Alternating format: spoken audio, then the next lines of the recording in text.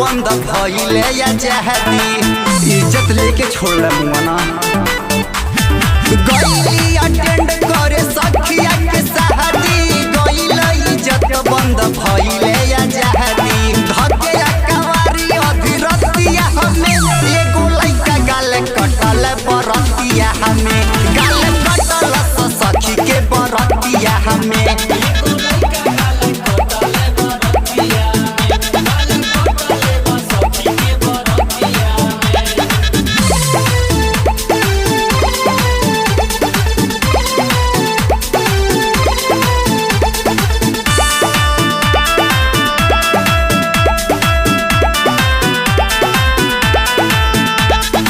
उगी गईल दाँत ओकर हमरो गाल पर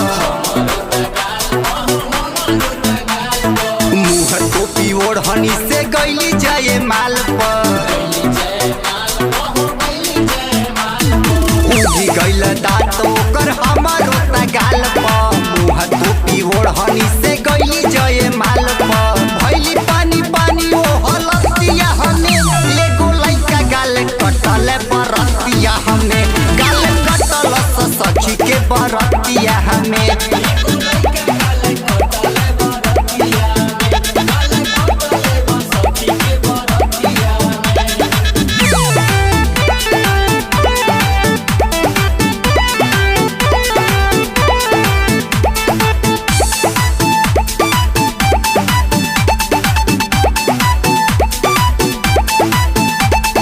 अशोक बेताब जसवो करो त चाल है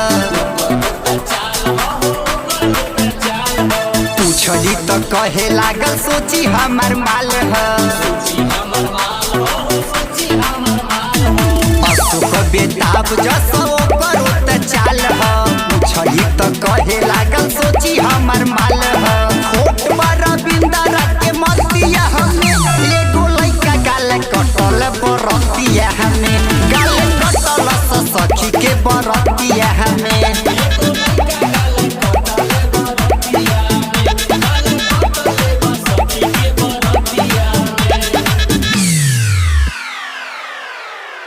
अरे पूरा इंडिया हिली बाबू, खाली तू देखत जा।